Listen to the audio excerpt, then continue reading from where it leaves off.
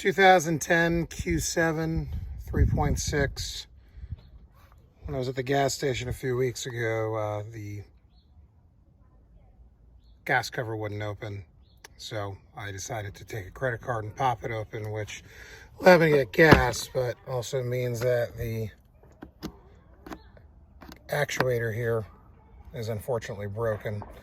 So we got to take this apart. We saw a few videos for some Q5s, and it looked like they went through and ended up gouging out part of it to take it out, but this looked fairly easy. So take a flathead screwdriver and kind of pop it in the top here.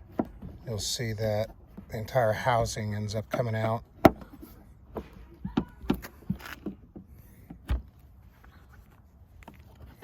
Which, you know, if you get your fingers in and pop around, you can see the entire thing comes out.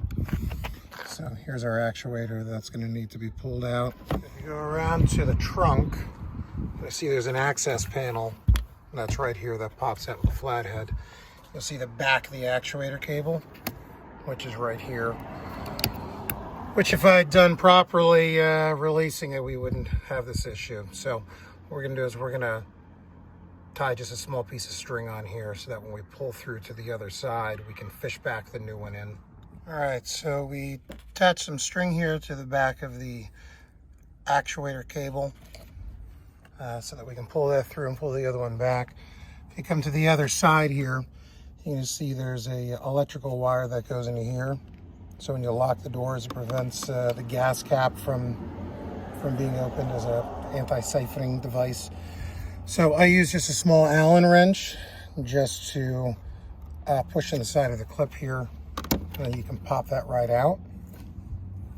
Okay, and if you see you pull the unit out, it actually fully comes out here. You can see there are two screws that are holding it in. Okay, one's up here, the other down here, and then obviously the cable that goes back in. Getting focus there we go. So that's the head that we're using on this, which looks like it fits. So it should be just the two that are coming out. All right, so we got this one coming out. And we got our second one here. That's going to be coming out.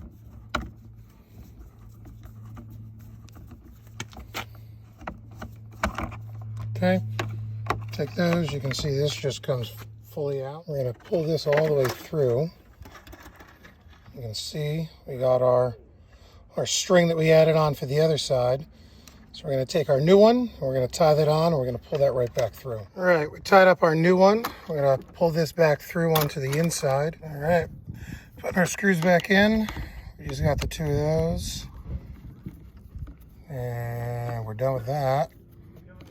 And then we're just going to take our electrical that we took off before. We're going to hook that back in. And then push the assembly back in and close it. All right, so we're putting the housing back in. We put the electrical on. I'm just going to push this back into place, nice and snug, clips in. And if we did this right, hey, there we go. Actually, it looks like we got a car that's streamlined now. We'll go back on into the inside.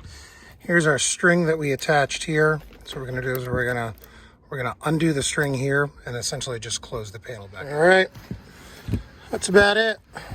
We're done, and all done in about 10 minutes.